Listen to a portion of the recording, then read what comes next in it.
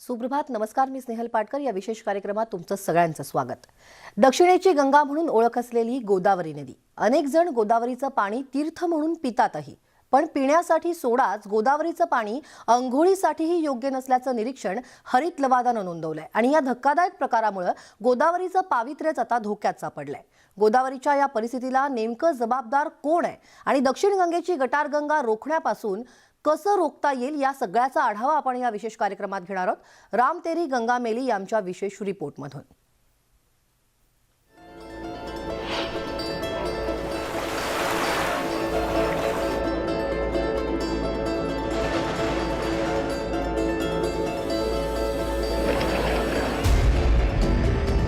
नाशिककरांच्या तोंडचं पाणी पळालं.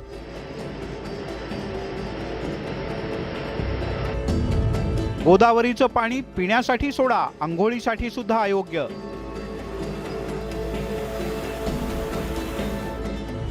हरित लवादाचं धक्कादायक निरीक्षण. गोदेचं पाणी तीर्थ नव्हे विष, भाविक उद्विग्न. गोदावरी महाभागे महापातक नाशिनी. धर्मार्थ काम मोक्षाणाम फलादात्री नमोस्तुते.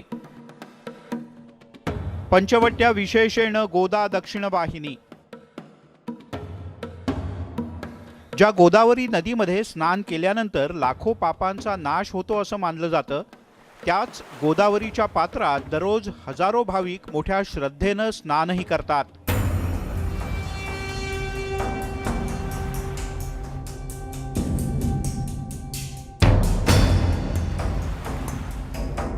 गोदावरीचं पाणी हे अमृता समान म्हणजेच तीर्थ म्हणून प्राशन करतात, आपल्या घरी सुद्धा घेऊन जातात.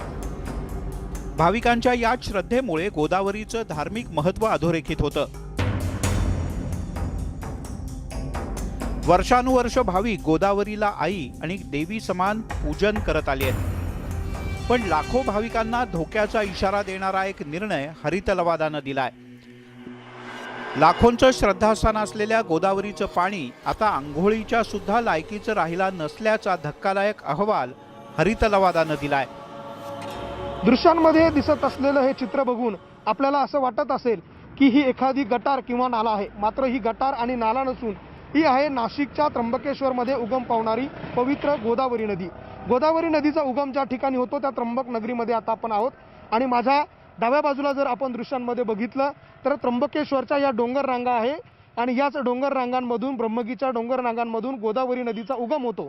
मात्र उगमापासून तर नाशिकपर्यंत या नदीचा संपूर्ण प्रवाह दूषित झाल्याचा दावा याचिकाकर्त्यांनी केलेला आहे. हरित लवादाकडे याबाबतची तक्रार देखील केलेली आहे.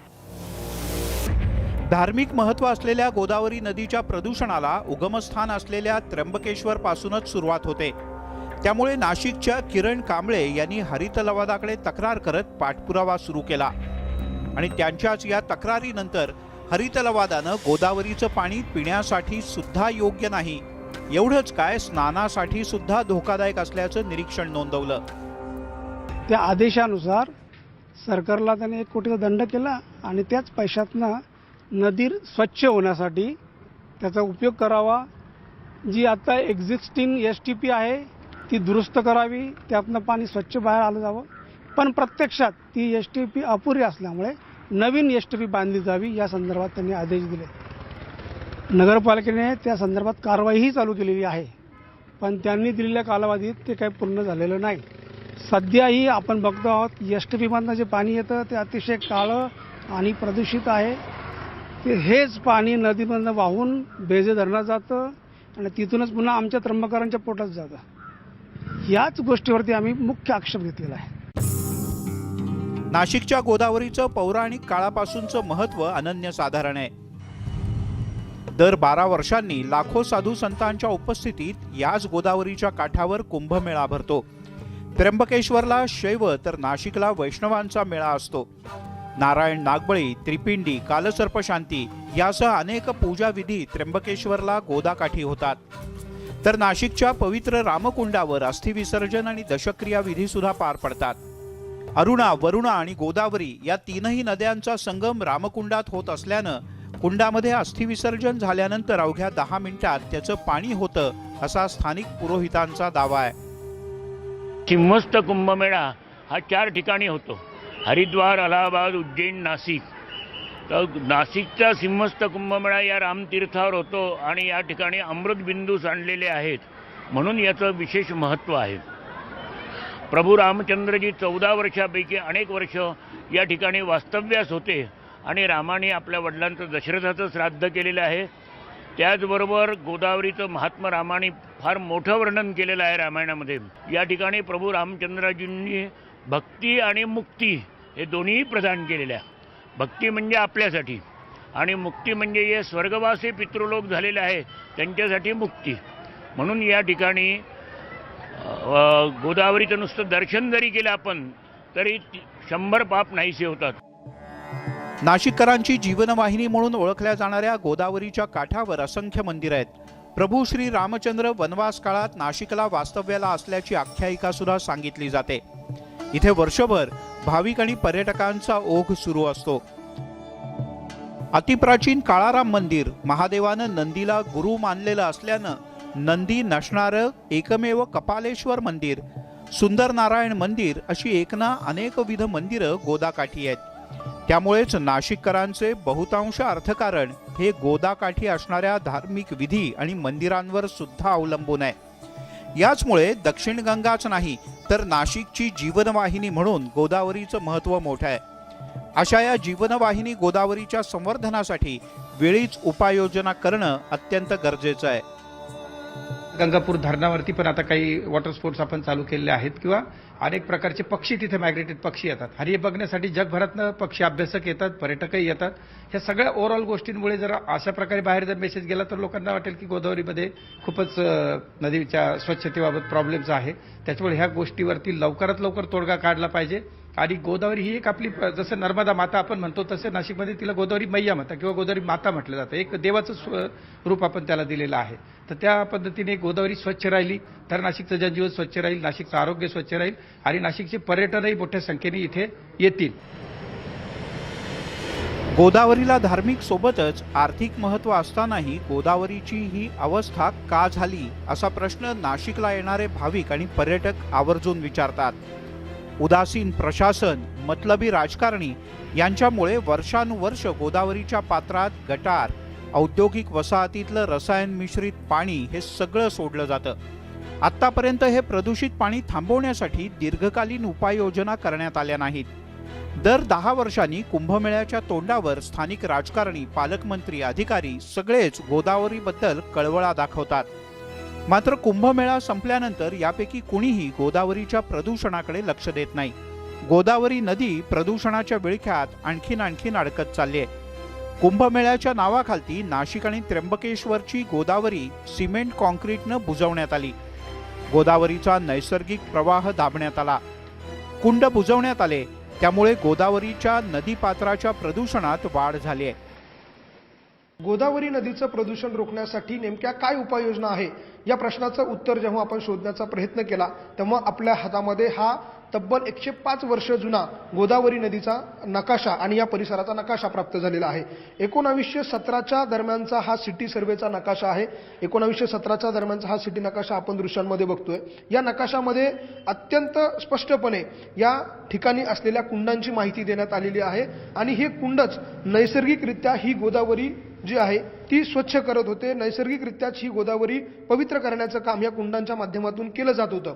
दृश्यांमध्ये जर आपण बघितलं तर या ठिकाणी लक्ष्मण कुंड आहे, त्याचबरोबर धनुष कुंड आहे. धनुष कुंडाचं महत्त्व जर आपण बघितलं तर हे सर्वाधिक महत्त्व आणि आध्यात्मिक महत्त्व आहे. कारण पश्चिमेकडून पूर्वेकडे येणारी नदी याच धनुष कुंडाजवळ दक्षिणेकडे वळती, म्हणून याला दक्षिण काशी, दक्षिण गंगा म्हणून ओळखलं जातं आणि हेच आध्यात्मिक आणि धार्मिक महत्त्व या गोदावरीचं आहे. त्यानंतर पुढे आल्यानंतर इथे रामकुंड, सीताकुंड, सूर्यकुंड आणि अशी वेगवेगळ्या प्रकारची तब्बल 17 ते 16 कुंड या गोदावरी नदीच्या पात्रात आहे आणि हेच कुंड जे आहे ते गोदावरीला स्वच्छ करण्याचं काम नैसर्गिकरित्या करत होते.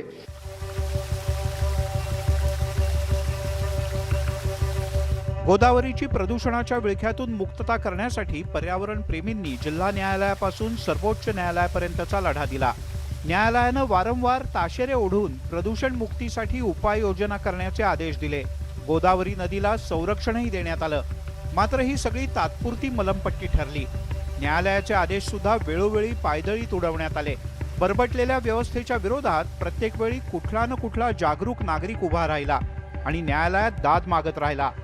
यावेळेला त्र्यंबकेश्वरच्या डॉक्टर किरण कांबळे यांनी राष्ट्रीय हरित लवादाचा दरवाजा ठोठावला. आम्ही सर्व पुरावे, व्हिडिओ, फोटो जमा केले आणि ते हरित लवादाला पाठवले. ॲक्च्युली आम्ही ते सर्वांनाच पाठवले होते. CO, तहसीलदार, जिल्हाधिकारी आणि मुख्यमंत्री, मुख्य सचिव आणि राष्ट्रीय हरित लवाद यांना पाठवले. हरित लवादाने आम्ही पाठवलेल्या अर्जाची दखल घेत त्या अर्जालाच याचिका समजून या विषयावरती न्यायालयीन प्रक्रिया चालू केली. त्यांनी चौकशीचा आदेश काढला. त्र्यंबकेश्वर नगर परिषद आणि राज्य सरकारनं सर्वोच्च न्यायालयाच्या आदेशाचंही पालन केलं नसल्यानं हरित लवाद संतप्त झाला. लवादानं प्रशासनावर गंभीर ताशेरे ओढत पाणी अंघोळीसाठी सुद्धा योग्य नसल्याचं निरीक्षण नोंदवलं. त्यामुळे केवळ मानवच नाही तर नांदूर मधमेश्वर सारख्या जैवविविधतेला सुद्धा यामुळे धोका पोहोचणार असल्याचं पर्यावरण प्रेमी सांगतात.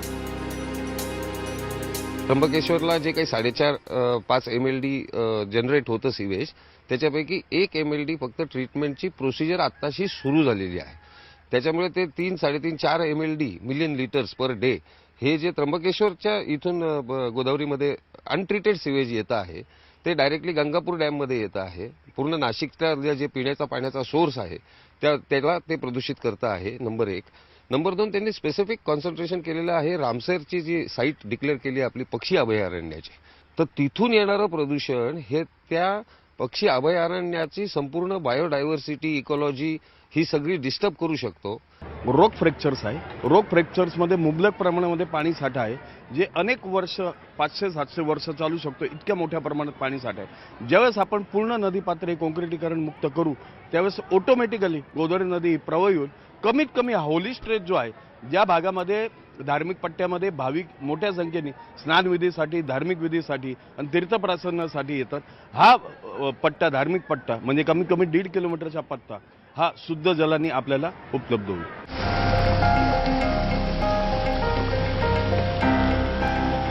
गोदावरीच्या प्रदूषणामुळे भाविकांचं श्रद्धास्थान असलेल्या दक्षिण गंगेची मोठी हानी होतीये.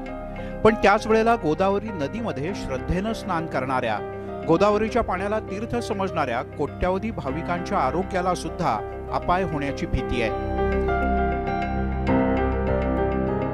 त्यामुळे वेळीच गोदावरीमध्ये मिसळणारं हे विष रोखलं पाहिजे.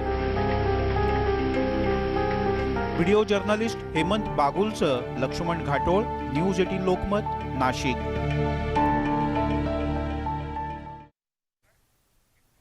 तेव्हा गोदावरीच्या प्रदूषणानं केवळ नाशिकच नाही तर महाराष्ट्रातील अनेक जिल्ह्यांची चिंता वाढवली आहे. याबद्दलच पाहणार आहोत एका ब्रेकनंतर. पहा फक्त न्यूज 18 लोकमत.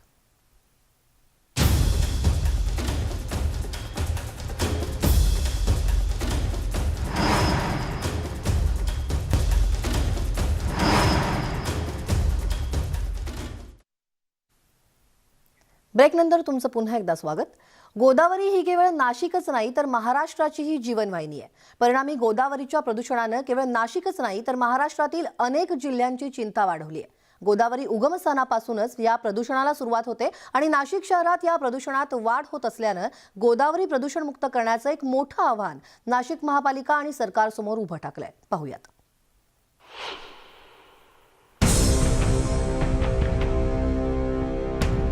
हरित लवादाच्या या निर्णयामुळे नाशिक महानगरपालिकेला मोठा धक्का बसलाय.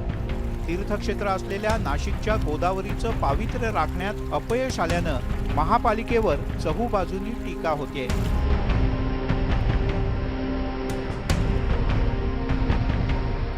पालकमंत्री छगन भुजबळ यांनी सुद्धा स्थानिक स्वराज्य संस्था याला कारणीभूत असल्याचं सांगत आपली जबाबदारी झटकून टाकली आहे. लाखो लोक जे आहेत देश परदेशातून येतात आणि तुमचं एक घाणेरडं पाणी जे आहे ते घरी घेऊन जातात तीर्थ म्हणून. याचं पुण्य तर सोडा पण पापाचे धनी आपण सगळे आहोत. त्यामुळे हे थांबलं पाहिजे. याच्यासाठी आम्ही पहिल्यापासून प्रयत्न करतो. पण आता महानगरपालिका आणि ते काय करतात मला काय कल्पना नाही. मी तर नेहमी सांगत असतो की हे करा करा करा. आता महानगरपालिकेचे महापौर असतील, महानगरपालिकेचे कमिशनर असतील, त्यांनी याच्यामध्ये जास्त लक्ष द्यायला पाहिजे. नाशिक साफ स्वच्छ शुद्ध ठेवण्याचं काम जे आहे हे महानगरपालिकेचं आहे. बाकीच्या गोष्टी नंतर करा, नंतर पूल नंतर बांधले तरी चालतील. या सर्व नकारात्मक घटनाक्रमानंतर नाशिक मनपा आयुक्त कैलास जाधव सारवासारव करत आशेचा किरण दाखवतायत. गोदावरीच्या प्रदूषण मुक्तीसाठी ठोस उपाययोजना सुरू असून नमामि गोदा प्रकल्पाच्या अंतर्गत एसटीपी प्लांट उभारले जात असल्याचं आयुक्तांनी सांगितलं. आगामी कुंभमेळ्याच्या सुरुवातीला गोदावरीचं स्वच्छ पाणी भाविकांना पिण्यासाठी मिळेल. त्याआधी गोदावरीच्या 4 उपनद्या आणि 67 नाल्यांचं पाणी प्रक्रिया करून नदीपात्रात सोडलं जाईल असा दावाही आयुक्तांनी केलाय. जोपर्यंत हे 67 नाले आणि 4 उपनद्या आणि शहरातलं ड्रेनेज ह्या सगळ्यावर ट्रीटेड वॉटर गोदावरीत जाणार नाही तोपर्यंत त्याचं पाणी हे पिण्यालायक तर निश्चितच राहणार नाही.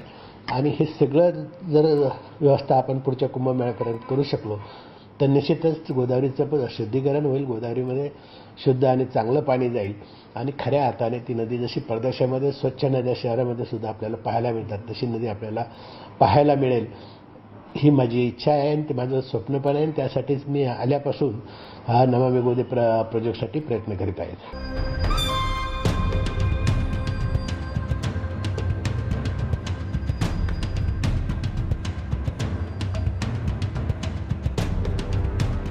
आध्यात्मिक आणि धार्मिक महत्त्व असलेल्या गोदावरीच्या या परिस्थितीला मानवी चुकाच कारणीभूत आहेत.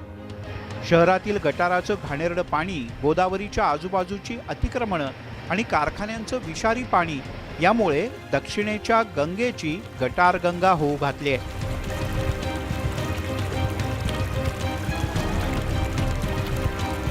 गोदावरीच्या पात्राचं रुंदीकरण, कॉन्क्रीट मुक्ती हे उपाय अत्यंत तातडीचे आणि अत्यावश्यक आहेत. तरच गोदावरीला प्रदूषण मुक्त करता येईल. गोदावरीचं पाणी पुन्हा एकदा शुद्ध झालं तर रामाची गंगा पुन्हा पवित्र होऊ शकेल.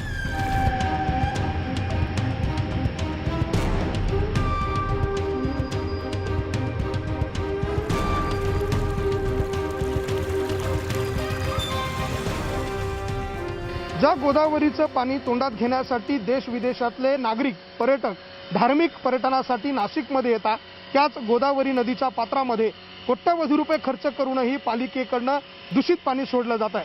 त्यामुळे या फिल्ट्रेशन प्लॅन्टचा खरंच नाशिककरांना उपयोग होतोय का? कोट्यवधी रुपयांचा हा निधी केवळ पाण्यात घालण्यासाठी हा फिल्ट्रेशन प्लॅन्ट उभा केलाय का? असे अनेक प्रश्न या निमित्तानं उपस्थित केले जात आहेत. व्हिडिओ जर्नलिस्ट हेमंत बागुलसह लक्ष्मण घाटोळ, न्यूज 18 लोकमत, नाशिक. तेव्हा हरित लवादाच्या निर्णयामुळे महापालिकेला मोठा धक्का बसलेला आहे आणि आता तरी महापालिका प्रशासनाला जाग येणार का हा खरा प्रश्न आहे.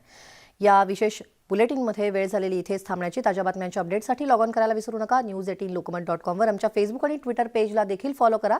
या कार्यक्रमाचे अपडेट्स किंवा हे जर व्हिडिओ तुम्हाला जर परत पाहायचे असतील तर आमच्या यूट्यूब चॅनलला सबस्क्राईब करा आणि बेल आयकॉन दाबायला विसरू नका. ताज्या बातम्यांचे अपडेट्स